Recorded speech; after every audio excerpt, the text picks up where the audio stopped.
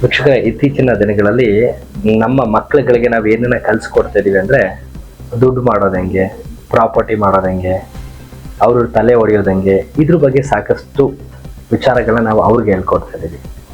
ಒಂದೊಳ್ಳೆ ಶಿಕ್ಷಣನ ಕೊಡ್ಸೋಣ, ಮಾನವೀಯ ಗುಣಗಳನ್ನ ಹೇಳ್ಕೊಡೋಣ. ಇದು ಬಹಳಷ್ಟು ಕಮ್ಮಿ ಅಂತ ಹೇಳ್ಬೋದು. ಎಲ್ಲೋ ಒಂದು ಕಡೆ 100ಕ್ಕೆ ಒಂದು 10-15% ನಡೀತಾ ಇರ್ಬೋದು.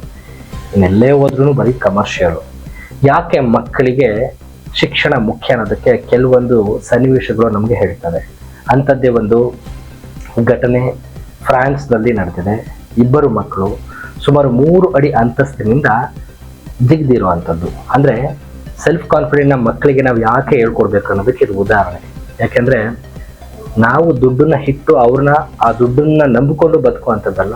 ಇಂಡಿವಿಜುವಲ್ ಆಗಿ ಸೆಲ್ಫ್ ಕಾನ್ಫಿಡೆಂಟ್ನ ನಾವು ಮಕ್ಕಳಿಗೆ ಹೇಳ್ಕೊಡ್ಲೇಬೇಕಾಗುತ್ತೆ. ಕೆಲವೊಂದು ವಿಚಾರಗಳಲ್ಲಿ ನಾವು ಏನು ಅವ್ರಿಗೆ ಇಂಡಿಪೆಂಡೆಂಟ್ ಆಗಿ ಒಂದು ಸೆಲ್ಫ್ ಕಾನ್ಫಿಡೆಂಟ್ನ ನಾವು ಮಕ್ಕಳಿಗೆ ಫೀಡ್ ಮಾಡ್ತೀವಿ, ಅದು ಇವತ್ತಲ್ಲ ನಾಳೆ ನೀವಿರಲಿ ನೀವಿಲ್ದೇ ಇರಲಿ ಮಕ್ಕಳು ಕೂಡ ಅದನ್ನೇ ಕಲಿತಾರೆ. ಮತ್ತೆ ಅವರು ಬೇರೆಯವ್ರಿಗೂ ಕೂಡ ಒಂದು ರೋಲ್ ಮಾಡಲ್ ಆಗ್ತಾರೆ. ಸೊ ಅಂಥ ವಿಚಾರಗಳನ್ನ ನಾವು ಮಕ್ಕಳಿಗೆ ಕಲಿಸ್ಕೊಡ್ಬೇಕು. ಹಾಗಾದರೆ ಈ ಒಂದು ದೃಶ್ಯ ನಾನು ನೋಡ್ತಾ ಇದ್ರೆ ನಿಜಕ್ಕೂ ಭಯ ಆಗುತ್ತೆ.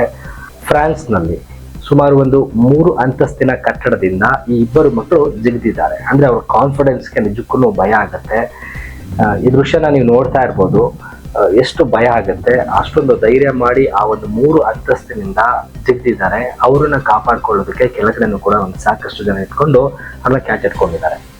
ಸೊ ಅಲ್ಲಿಂದ ನೆಗೆಯೋದಕ್ಕೂ ಒಂದು ಧೈರ್ಯ ಬೇಕಲ್ವಾ, ಸೆಲ್ಫ್ ಕಾನ್ಫಿಡೆನ್ಸ್ ಬೇಕಲ್ವಾ. ನಿಜಕ್ಕೂ ಈ ದೃಶ್ಯ ಮತ್ತು ಈ ವಿಡಿಯೋ ಎಲ್ಲ ಕಡೆ ವೈರಲ್ ಆಗ್ತಾ ಇದೆ. ಸೊ ನೀವು ಕೂಡ ನೋಡ್ಬೋದು. ಮತ್ತಷ್ಟು ಸುದ್ದಿಗಳಿಗಾಗಿ ನೋಡ್ತಾ ಇರಿ ಪಬ್ಲಿಕ್ ನ್ಯೂಸ್ 24x7. ಇದು ಸತ್ಯದ ಧ್ವನಿ.